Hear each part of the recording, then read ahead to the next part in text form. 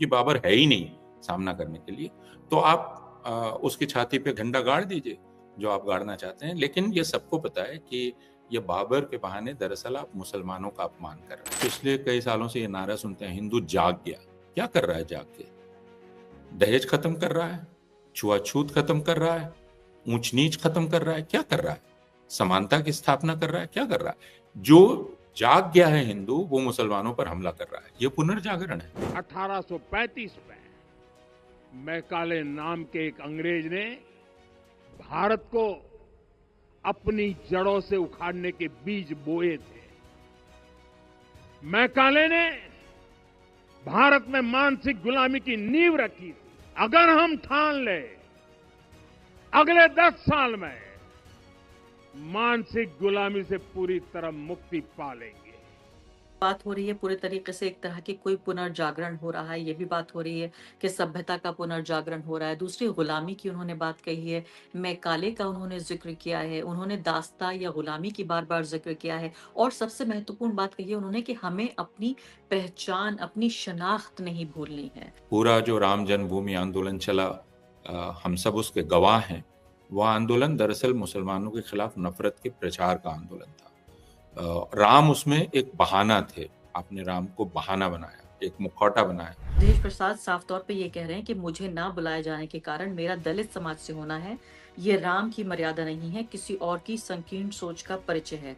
राम सबके हैं। मेरी लड़ाई किसी पद के निमंत्रण की नहीं, सम्मान, बराबरी और संविधान की मर्यादा की है। जो लोग ये समझ रहे हैं कि ये हिंदुओं की विजय है, उनको ये समझना चाहिए कि यह एक विशेष ब्राह्मणवादी विचारधारा को पुनः स्थापित करने की कोशिश है। उसमें बाकी सब उनकी सेना रहेंगे, तब उनको जगह मिलेगी, सेनाओं के रूप में जगह मिलेगी। नमस्कार, द वायर में आपका स्वागत है। मैं हूँ Arfa Khanum Sherwani. The dawn of second republic यानी कि एक युग की शुरुआत हो चुकी है, दूसरा गणराज्य बन रहा है। इस तरह से कह रहे हैं वो तमाम पालतू पत्रकार जो नरेंद्र मोदी से कभी सवाल नहीं पूछते। और नरेंद्र मोदी, इन तस्वीरों में आप देखिए, कोई नहीं कह सकता दुनिया के सबसे बड़े लोकतंत्र के प्रधानमंत्री हैं। ये उस देश के प्रधानमंत्री हैं जो अपने आप को अभी भी धर्मनिरपेक्ष कहता है। और सबसे ज्यादा हास्यास्पद और दुखदाई बात यह है कि हम उस वक्त उस दिन बात कर रहे हैं जो संविधान दिवस है, जिस दिन खुलेआम धड़ल्ले से संविधान की हत्या हुई है, अब से कुछ ही घंटों पहले। लेकिन देश में जश्न का माहौल है और शायद ही 2-4 ऐसे दीवाने बचे हों जो अभी भी सवाल पूछ रहे हैं। लेकिन उन दीवानों में चूंकि हमारा भी शुमार होता है, इसलिए इस पर बात करना जरूरी है कि जो कुछ भी प्रधानमंत्री अभी कर रहे हैं, जो कुछ भी मुख्यमंत्री यहाँ पर आपको करते हुए नजर आ रहे हैं, इनमें से कोई भी चीज ऐसी नहीं है जो संविधान के अनुरूप हो। लेकिन उसके बावजूद टीवी मीडिया आप देखिए, अखबार देखिए, सब जश्न मना रहे हैं कि 500 साल बाद इस तरह का इंतजार खत्म हुआ है। और आप ये देखिए कि ये ध्वजारोहण किया जा रहा है, भगवा झंडा फहराया जा रहा है। मैं दर्शकों को याद दिलाना चाहती हूँ कि आज के दिन भी ये याद रखना खासकर जरूरी है कि जो हमारा झंडा है, भारत का झंडा है, वो तिरंगा है। वो सैफरन नहीं है, वो भगवा नहीं है, वो तिरंगा झंडा है। ये आज के दिन खासकर याद दिलाना जरूरी है। और संविधान की मैं चाहती हूँ कि प्रस्तावना, आप तमाम लोग ये तस्वीर देखिए अपने सामने, ये तस्वीर नहीं है, ये वो प्रतिज्ञा है, वो कसम है जो हमने खाई थी जब इस देश को बनाया गया था, संविधान की स्थापना हुई थी। मैं चाहती हूँ आप तमाम लोग इस संविधान को दोबारा एक बार पढ़िए। अगर ये भूल गए हैं आप, कम से कम प्रस्तावना तो इसकी जरूर पढ़ लीजिए, जो सीधे तौर पे कहता है कि हम भारत के लोग भारत को एक संपूर्ण प्रभुत्व संपन्न समाजवादी पंथ निरपेक्ष लोकतंत्रात्मक गणराज्य बनाने तथा उसके समस्त नागरिकों को सामाजिक, आर्थिक और राजनीतिक न्याय, विचार, अभिव्यक्ति, विश्वास, आस्था और उपासना की स्वतंत्रता, प्रतिष्ठा और अवसर की समता सुनिश्चित करने तथा उन सब में व्यक्ति की गरिमा और राष्ट्र की एकता और अखंडता सुनिश्चित करने वाली बंधुता बढ़ाने के लिए दृढ़ संकल्प होकर आज के दिन यानी 26 नवंबर 1949, और मैं आपसे बात कर रही हूँ 26 नवंबर 2025 को, इस संविधान को अंगीकृत, अधिनियमित और आत्मर्पित करते हैं। इस कार्यक्रम में मैं स्वागत करना चाहती हूँ प्रोफेसर अपूर्वानंद का। हमारे साथ वो मौजूद हैं। अपूर्वानंद, मैं कह रही थी कि कुछ ही दीवाने सिर्फ ऐसे बचे हैं जो अभी भी कोई प्रतिरोध कर रहे हैं। और कहा जा रहा है कि ये बाबर के सीने पर ये झंडा गाड़ा गया है, 500 साल का इंतजार खत्म हुआ है। वाकई ऐसा हुआ है क्या? जो 500 साल के इतिहास की बात कर रहे हैं वो इस इतिहास को या तो ठीक ठीक नहीं समझ रहे हैं या लोगों के सामने उसकी गलत व्याख्या कर रहे हैं, क्योंकि वे इन 500 वर्षों को जो आज और ये तारीख बदलती रहती है, क्या ये 500 वर्ष 2025 की आज की तारीख के पहले के 500 वर्ष हैं या 2022 में, शायद ये 2023 में 22 जनवरी को जब राम मंदिर अयोध्या में उसका उद्घाटन हुआ था उसके पहले के हैं या 2014 के पहले के हैं। अ, ये सारा प्रश्न हमें करना पड़ेगा कि वो कब कब की बात कर रहे हैं। क्या उसमें 1947 के बाद का भी भारत शामिल है? क्या वे मुगल साम्राज्य की बात कर रहे हैं, मुगल बादशाहों की बात कर रहे हैं? तो वह भी कोई 500 साल का नहीं था, 300 साल आप उसे कह सकती हैं, और उसमें मराठों का भी शासन शामिल है, बाकी लोगों का भी शासन शामिल है, तो उसको आप सिर्फ मुगल साम्राज्य भी नहीं कह सकती। तो एक इतिहास की समझ में घपलेबाजी है एक। दूसरे, वो इन 500 वर्षों को हिंदुओं की दास्ता का इतिहास बताते हैं। तो उसको, अगर हिंदुओं की दास्ता है तो वो किस प्रकार हिंदुओं की दास्ता थी यह भी समझाना पड़ेगा। 500 वर्ष तक हिंदू किस प्रकार दास थे, क्योंकि एक समय राजशाही थी, यह तो हम समझ सकते हैं, बादशाहत थी, राजशाही थी, हिंदू राजा थे, मुसलमान राजा थे, और राजा और प्रजा का रिश्ता था। एक समय हम उपनिवेश बने, जो अंग्रेज बाहर से आए और उन्होंने उपनिवेश बनाया, और वे बाहर रह के हम पे शासन कर रहे थे अपने प्रतिनिधि के जरिए, तो उसको भी हम समझ सकते हैं। उसके बाद हमने खुद मुख्तारी हासिल की। तो इन तीनों में हम घालमेल कैसे कर रहे हैं और यह पूरा दास्ता का इतिहास कैसे है, यह भी समझना, स्पष्ट करना हम सब लोगों के लिए बहुत ही आवश्यक है। अबुलमान जी, यहाँ पर कई शब्दों का उन्होंने इस्तेमाल किया है। एक तो बात हो रही है पूरे तरीके से एक तरह की कोई पुनर्जागरण हो रहा है, ये भी बात हो रही है कि सभ्यता का पुनर्जागरण हो रहा है। दूसरी गुलामी की उन्होंने बात कही है, मैकाले का उन्होंने ज़िक्र किया है, उन्होंने दास्ता या गुलामी की बार-बार ज़िक्र किया है और सबसे महत्वपूर्ण बात कही है उन्होंने कि हमें अपनी पहचान, अपनी शनाख्त नहीं भूलनी है। अब यहाँ मैं आपसे 2-3 सवाल पूछना चाहती हूँ। पहली बात तो ये है कि जो लोग ये कह रहे हैं कि भई देखिए अदालत का फैसला आ गया, अदालत ने कहा यहाँ आप मंदिर बना लीजिए क्योंकि उन्होंने जमीन हिंदू पक्ष को दे दी। अब प्रधानमंत्री जाके पूजा करें ना करें, मुख्यमंत्री वहां पर जाए ना जाए, फर्क क्या पड़ता है इस बात से? आप बताइए क्या फर्क पड़ता है आपको? नहीं, आप किस बात से फर्क करना कह रही हैं? पहले तो जो पहला काम था वही गलत था, और वह एक तरह के जुर्म को कानूनी मंजूरी देना था, और वो जुर्म खुद अदालत ने कहा कि वो सिर्फ जुर्म नहीं था, जुर्मों का सिलसिला था, जो 1949 के दिसंबर की रात में बाबरी मस्जिद में मूर्तियों को रखने से शुरू हुआ, उसको भी अदालत ने कहा जुर्म था। उसके बाद दूसरा बहुत बड़ा जुर्म जो अदालत ने कहा, खुद अदालत ने कहा, वो 6 दिसंबर 1992 को था। तो जुर्मों का एक सिलसिला है, लेकिन जो मुजरिम हैं उनको अदालत ने वो जमीन दे दी, कहा कि नहीं आप इस पे राम मंदिर बनाइए, बहुत दिनों से आपका मन था। तो ये एक अजीबोगरीब, जिसको हम अदालती न्यायिक कलाबाजी कहते हैं, उस कलाबाजी में जुर्म को एक गरिमा दी गई। अब उससे हिंदू धर्म की महानता कैसे साबित होती है, ये मेरे समझ के बाहर है। कोई एक ऐसी चीज जो झूठ, अर्ध सत्य, नफरत, पूरा जो राम जन्मभूमि आंदोलन चला, हम सब उसके गवाह हैं। वह आंदोलन दरअसल मुसलमानों के खिलाफ नफरत के प्रचार का आंदोलन था। राम उसमें एक बहाना थे। आपने राम को बहाना बनाया, एक मुखौटा बनाया, आपने नफरत के आगे का मुखौटा, और लोगों को उसमें शामिल किया। उस अभियान के जितने भी विवरण हैं, वे सारे विवरण ये बतलाते हैं कि वह मुसलमानों के खिलाफ नफरत का एक अभियान था। तो क्या वह हमारी सभ्यता है, हिंदुओं की सभ्यता है? यह हिंदुओं को पूछना पड़ेगा। उनको ईमानदारी से खुद से सवाल करना पड़ेगा। दूसरे, कि आपने मान लीजिए बहुत वीरता दिखाई, आपने बाबरी मस्जिद को गिराया, आप मंदिर वहीं बनाएंगे का नारा लेकर चले और आपने बाबरी मस्जिद को गिरा दिया। ये वीरता का कृत्य था, क्योंकि आप शौर्य दिवस मना रहे थे 6 दिसंबर को। तो फिर इस वीरता का आपने जिम्मा क्यों नहीं लिया? अटल बिहारी वाजपेयी, लाल कृष्ण आडवाणी, मुरली मनोहर जोशी, उमा भारती, इन सब ने पीछा क्यों छुड़ा लिया? इन्होंने ये क्यों कहा कि हम इसमें शामिल ही नहीं थे? क्या इसलिए कि वो वीरता नहीं थी? दरअसल वो जुर्म था, और अगर आप ये कबूल करते कि आप उसमें शामिल थे तो आप जेल जाते। और इस आंदोलन में जितने लोग थे, अगर कानून तरीके से काम करता तो वे सब जेल में होते।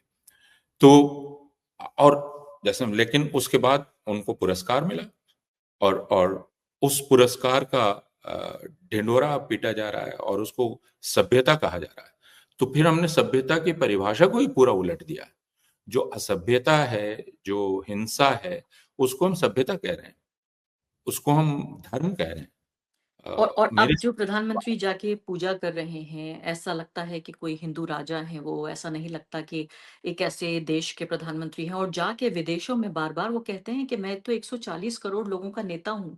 लेकिन वो ये नहीं कहते कि मैं हिंदू राजा हूँ, वो ये नहीं कहते कि मैं सिर्फ़ हिंदुओं का नेता हूँ। वो तो विदेश में जाके अपना बाकायदा सीना ठोक के ये कहते हैं कि मैं देखिए दुनिया के सबसे बड़े लोकतंत्र से आया हूँ, हमारे यहाँ तमाम बराबरी है। एक बार याद है आपको, अभी कुछ ही दिनों पहले की बात है, अमेरिका में एक पत्रकार ने जब उनसे पूछा था कि मुसलमानों के साथ डिस्क्रिमिनेशन होता है, तो उन्होंने कहा कि ना जाति, ना धर्म, ना लिंग, ना भाषा, ना क्षेत्र, किसी के आधार पर यहाँ डिस्क्रिमिनेशन नहीं होता। लेकिन यहाँ वो एक पंथ और एक पक्ष के नेता बने हुए, बल्कि उनके पुजारी बने हुए और पूजा कर रहे हैं। और देखिए आप ढोल पीटा जा रहा है इस वक्त, अगर आप टीवी ऑन कर लें तो देखिए, आपको ये वो यकीन ही नहीं होगा कि आप भारत में रहते हैं।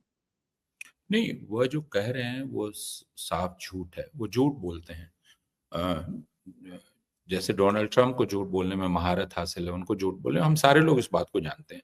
उनके खुद प्रशंसक जानते हैं कि वो झूठ बोलते हैं, और उनको अच्छा लगता है कि वो झूठ बोलते हैं, क्योंकि झूठ बोलना बहुत ज़रूरी है। तो वो जो कुछ भी बोल रहे हैं वो झूठ है। अ, जो कल तथाकथित ध्वजा उठाई गई, वह राम की थी, जिसमें उनको सूर्यवंशी कहा जा रहा है। तो ये सूर्यवंशी राम है, उसमें लिखा हुआ है उस ध्वजा पर। तो आप स्पष्ट देख सकते हैं कि हो क्या रहा है ना? ये वो राम है, और इसको भूलना नहीं चाहिए, जो राम राज्य है। राम का पूरा अवतरण ही क्यों हुआ था? वो अवतरण हुआ था ब्राह्मणों की रक्षा के लिए, है ना? वर्णाश्रम धर्म की रक्षा के लिए। आप शंभू को नहीं भूल सकते, आप बाकी लोगों को नहीं भूल सकते जिनका हश्र क्या हुआ इस पूरी राम कथा में। तो हम उसको छोड़ दें। इसलिए राम को भी जब आप सामने रखते हैं, तो वो हिंदुओं के सारे समुदाय का भी, यानी राम कथा, वाल्मीकि की राम कथा हो या रामचरितमानस हो, आप राम को आदर्श रूप में प्रस्तुत करते हैं। लेकिन उस पर सवाल उठाने वाले लोग मौजूद हैं इस भारतवर्ष में, और वे हिंदू ही हैं, वे गैर हिंदू नहीं है। गैर हिंदुओं को क्या लेना देना है? ये हिंदुओं की कहानी है, उससे गैर हिंदुओं को क्या लेना देना? लेकिन हिंदुओं के भीतर ही उस पर सवाल उठाने वाले लोग हैं, वे सवाल उठाते हैं। तो यह जो प्रधानमंत्री करते हैं, वो जानते हैं, और सारे लोग जानते हैं, और दुनिया भी जानती है कि वो दरअसल झूठ बोल रहे हैं। लेकिन इसी अयोध्या में उसके सांसद अवधेश प्रदास प्रसाद को नहीं बुलाया गया। ये भी बात याद रखने वाली है। और आपको ये मुझे भी याद मुझे दिलाना चाहती हूँ कि जो उनको पूरा नहीं। एक रोड शो किया गया, ये भी तो याद रखिए अपूर्वानंद जी, कि रोड शो बाकायदा किया गया कि अगर किसी को ये शक था कि ये कार्यक्रम राजनीतिक नहीं है, तो बाकायदा रोड शो करके बताया गया कि हम इससे क्या हासिल करना चाहते हैं। अवधेश प्रसाद साफ तौर पे ये कह रहे हैं कि मुझे ना बुलाए जाने के कारण मेरा दलित समाज से होना है। ये राम की मर्यादा नहीं है, किसी और की संकीर्ण सोच का परिचय है। राम सबके हैं। मेरी लड़ाई किसी पद के निमंत्रण की नहीं, सम्मान, बराबरी और संविधान की मर्यादा की है। बल्कि उनको ये कहना चाहिए था अवधेश जी को कि ये ठीक ही है, क्योंकि ये वर्णाश्रम धर्म को स्थापित करने वाले राम हैं, जो भारतीय जनता पार्टी जिनकी पताका ऊंची कर रही है। तो इसमें तो अवधेश जी की जगह ही नहीं है, इसमें दलितों की जगह नहीं है, इसमें जो जिनको शूद्र उस वक्त कहा गया उनकी जगह नहीं है। यह दरअसल उस पूरे ब्राह्मण धर्म को स्थापित करने की कोशिश है। तो जो लोग ये समझ रहे हैं कि ये हिंदुओं की विजय है, उनको ये समझना चाहिए कि यह एक विशेष ब्राह्मणवादी विचारधारा को पुनः स्थापित करने की कोशिश है। उसमें बाकी सब उनकी सेना रहेंगे तब उनको जगह मिलेगी, सेनाओं के रूप में जगह मिलेगी, है ना? और किसी ने बिल्कुल ठीक कहा कि अंततः यह जो हुआ, जिसमें एक तथाकथित पिछड़े समुदाय के व्यक्ति ने ध्वजा लहराई, तो वह उसने उस विचारधारा में खुद को शामिल किया, जो विचारधारा वर्णाश्रम धर्म की है। और इससे अच्छी बात कोई हो ही नहीं सकती है कि जो लोग इसके शिकार हैं वो खुद ही उसको कबूल कर लें और उसके आगे माथा झुका दें। तो बात तो यही है कि अवधेश जी जिस समुदाय के हैं, वह जब इसके आगे माथा झुका देगा, यही विजय हो जाएगी इस उस हिंदुत्व की, जिस हिंदुत्व का कल परचम लहराया गया राम मंदिर के ऊपर। तो यह एक मजाक है, एक एक तरह का मजाक है जो हिंदुओं के साथ किया जा रहा है। और इसमें जो तथाकथित मैं कह रहा हूं क्योंकि कोई निचला ऊंचा नहीं होता, उन जातियों के लोग हैं, उनको तो इसका बहिष्कार करना चाहिए। उनको कहना चाहिए कि ये हमारी हमारी जगह नहीं है, हम इसमें क्यों आएंगे। बल्कि बड़ी तादाद में तो उन्हीं समुदाय के लोग होंगे, और खासकर जिस तरह से उनका भगवाकरण और उनका संस्कृताइजेशन हुआ है उन जातियों का जिनका आप जिक्र कर रहे हैं। अब आखिरी सवाल के दो हिस्से हैं। पहली बात तो ये है, जिस पुनर्जागरण का, सभ्यता का पुनर्जागरण का जिक्र कर रहे हैं, एक तो ये लफ्जों की बाजीगरी है, लेकिन इस बाजीगरी के पीछे क्या संदेश है, मैं आपसे समझना चाहती हूँ। क्या कह रहे हैं वो पुनर्जागरण जब कह रहे हैं? ये कोई हल्के तौर पर इस्तेमाल किया हुआ शब्द नहीं है। दूसरी बात है, क्योंकि इसी को पिक करके बाकायदा न्यूज़ चैनल्स जो फालतू एंकर्स हैं वो कह रहे हैं कि पुनर्जागरण हो रहा है और दूसरे रिपब्लिक का निर्माण हो रहा है, उसका उदय हो चुका है। तो ये इस पुनर्जागरण से क्या मतलब है, किस तरह की पॉलिटिक्स को हम एक्सपेक्ट करें? और साथ-साथ मैं ये भी कहना चाहती हूँ कि सिर्फ बाबर की छाती पे ही ये झंडा नहीं फहराया गया है, इसमें मैकाले को भी जो है परास्त किया गया है, और मैकाले को पिछले 10 दिन में दूसरी बार परास्त किया गया। पहले इंडियन एक्सप्रेस के कार्यक्रम में वहाँ परास्त हुए वो, और उसके बाद फिर से परास्त हुए हैं आज। इस पर बहुत बहस चल रही है। अव्वल तो बाबर गुजर गए, बाबर को जो करना था बाबर ने किया, और बाबर को तो हराया नहीं जा सका, उस वक्त हराया नहीं जा सका। अब आप हरा रहे हैं बाबर को, तो अगर आप इसको बहादुरी मानते हैं तो जरूर बहादुरी मान लीजिए, क्योंकि बाबर आपके सामने नहीं है। वो होता तो फिर आप क्या कर पाते ये कहना बड़ा मुश्किल है, लेकिन वो आपके सामने नहीं है। और वो इससे जाहिर होता है कि जब भी कानून आपके सामने होता है आप तुरंत झूठ बोलने लगते हैं। जब भी एक चीज सामने होती है आप अर्धे सत्य का सहारा लेना चाहिए। आप में वीरता कितनी है ये सबको पता है। तो बाबर का सामना आप कर पाते कि नहीं कर पाते वह तो बात अलग है। चूंकि बाबर है ही नहीं सामना करने के लिए, तो आप उसकी छाती पे झंडा गाड़ दीजिए जो आप गाड़ना चाहते हैं। लेकिन ये सबको पता है कि ये बाबर के बहाने दरअसल आप मुसलमानों का अपमान कर रहे हैं, क्योंकि आप बार बार बाबर की औलादों को बोलते हैं, बाबर की औलादों को। उस वक्त का भी नारा था। और आप सारे मुसलमानों को शामिल करना चाहते हैं। और आप मुसलमानों को तो मामला बाबरी मस्जिद से शुरू हुआ, लेकिन अब सैकड़ों मस्जिदें मिस्मार की गई हैं। मुसलमानों को नमाज पढ़ने की इजाजत नहीं है। मुसलमान अपने घर में नमाज नहीं पढ़ सकते, पुलिस आती है उठा के ले जाती है, अजान नहीं दे सकते। तो मसला बाबरी मस्जिद का नहीं था, मसला बाबर का नहीं था, मसला मुसलमानों को कुचलने का था, और वह कुचला जा रहा है। और बाबरी मस्जिद को गिराना और उसकी जगह राम मंदिर बनाना दरअसल उसका एक प्रतीक है, और यह बहुत स्पष्ट है। तो और इसमें हमें कोई गलतफहमी नहीं होनी चाहिए। तो यह तो असभ्यता की स्थापना है जो एक मंदिर के नाम पर कहा जा रहा है कि की गई है सभ्यता, लेकिन मेरा कहना है यह असभ्यता है। और ये पुनर्जागरण क्या है? हम पिछले कई सालों से ये नारा सुनते हैं, हिंदू जाग गया। क्या कर रहा है जाग के? दहेज खत्म कर रहा है, छुआछूत खत्म कर रहा है, ऊंच नीच खत्म कर रहा है, क्या कर रहा है? समानता की स्थापना कर रहा है, क्या कर रहा है? जो जाग गया है हिंदू, वो मुसलमानों पर हमला कर रहा है। ये पुनर्जागरण है। अगर आप इसको पुनर्जागरण कर रहे हैं तो मैं नहीं समझता कि नशा और क्या होता है। एक खास तरह का नशा दिया गया है नफरत का, जिसमें हिंदू समाज का एक बहुत बड़ा हिस्सा चूर है। और उसके साथ उसको पता है कि सत्ता है, तो वो अपनी हिंसा दिखला रहा है। अगर इसको आप पुनर्जागरण कहते हैं तो पुनर्जागरण शब्द के अर्थ बदल देने चाहिए, जी, है ना? बहुत-बहुत और शुक्रिया दूसरी आपका। बात जी, आपने मैकॉले की है, जी, बहुत ही बिल्कुल। संक्षेप में इसको दोहरा दें कि मैकॉले का ज़माना गया। मैकॉले जो करना चाहते थे, मैकॉले नहीं कर पाए। उन्होंने कहा था देखने में हिंदुस्तानी और दिल से अंग्रेज़। लेकिन अंग्रेज़ी पढ़ के लोगों ने अपने हिंदुस्तान की इजाद की। नेहरू ने की, सरोजनी नायडू ने की, पंडिता रमाबाई ने की, सावित्रीबाई फुले ने की, रुकैया बेगम ने की, ईश्वर चंद्र विद्यासागर ने की। और उन्होंने अंग्रेजी पढ़कर, ईश्वर चंद्र विद्यासागर हों या राजा राम मोहन रॉय हों या महात्मा फुले हों या बाकी तमाम लोगों हों, उन्होंने लोगों की आज़ादी का रास्ता खोला। सिर्फ एक ही आज़ादी नहीं थी, अंग्रेजों से आज़ाद होने का मसला नहीं था, मसला था अपने आप की गुलामियों से आज़ाद होने का। और वह लड़ाइयाँ लड़ी अम्बेडकर ने। अम्बेडकर अंग्रेजों से आज़ादी की लड़ाई नहीं लड़ रहे थे, अपने यहाँ जो गुलामी सदियों से थी जाति के नाम पर, बिल्कुल उसके खिलाफ लड़ रहे थे। बिल्कुल तो इसलिए मैकॉले को जो करना था, मैकॉले उसमें असफल रहा। लोगों ने अपने दिल को आज़ाद कर लिया और आज़ादी के ख्याल को अपनाया। जी, तो बहुत-बहुत शुक्रिया।